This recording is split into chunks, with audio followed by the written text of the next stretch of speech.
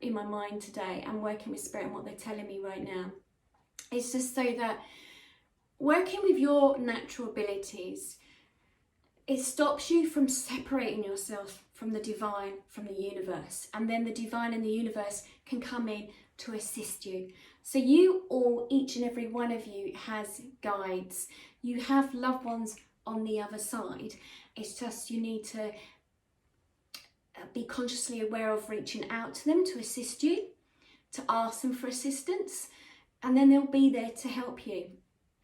Now, one big thing that happened for me this week as well, sorry, it's all about me, was I was watching a program about near-death experiences, and I sat there and I wept because they had commented about the experience of them, that feeling of leaving your body and, you know, connecting to the divine universe. Not that I would have called it that at that time, because I didn't know what it was called.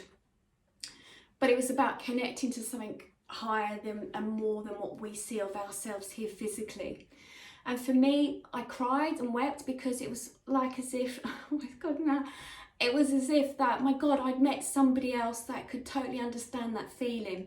And I was sitting there with Spirit today trying to understand it, and what they showed me, in which I'm getting understanding more, was that when I actually did have that near-death experience, I remember there was a collection of light beings around me.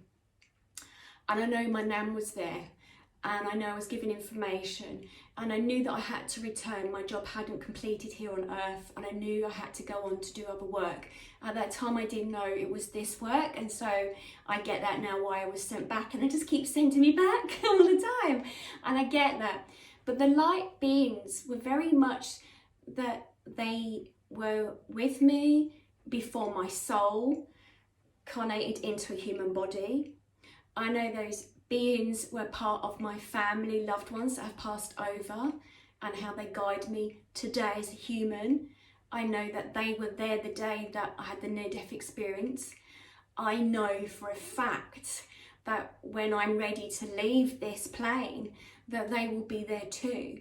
And what they really reassured me today was that everyone who leaves their vessel, everyone that, you know, passes away at any given time, that there is a collection of light beings, the souls of loved ones, your guides, a whole team on the other side. No one's going to leave this planet empty, lonely, or no one being on the other side. There is always beings that step forward, and as a medium, that's the biggest thing that I hear and I see when I do readings with individuals, that there is always someone there for them, and then they come as a collective.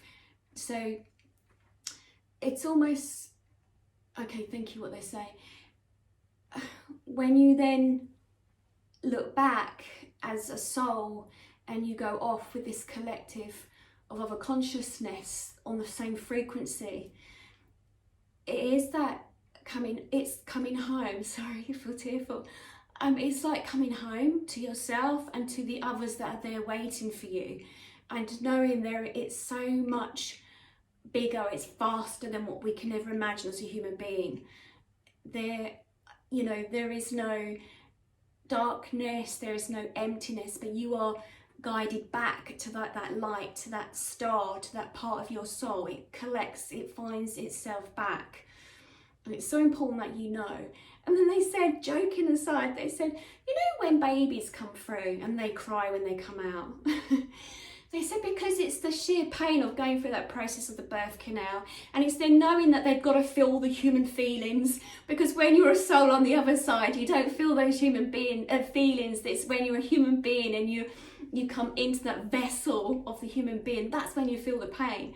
So when they're crying and they come through, Anne, and this is what they said to me, it's because they're so frustrated. They've left that beautiful, warm, or whatever place, wherever they are, that soul, that collectiveness, the light beings, and that feeling protected and supportive, and that exhilaration, that high frequency, that when they come through that birth canal and they hit planet Earth, it's like, oh God, it's painful, it's cold. They start feeling all the sensations, And that's what happened when I came back into my body. It was like, you know, coming down that, like a water theme park on that tunnel, all the way down that slide, and then directly hit my body. I could feel the paramedic, you know, moving my broken limbs and my legs, and I could feel that, you know, my heart, that I'd just been resuscitated back into my body. That's when I felt the pain. But for the loved ones that pop over to the other side, they're not feeling the pain anymore, because it's the human vessel, it's the body that feels it. And that was really something important that I needed to share, was when we are so much in our heads, when we stay there, you know, and we don't connect to our gut feelings, when we don't allow ourselves to go to the high frequency, we block ourselves, we separate ourselves from the universe, the divine, the high consciousness of ourselves.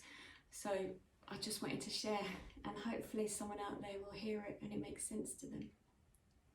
Thank you for listening.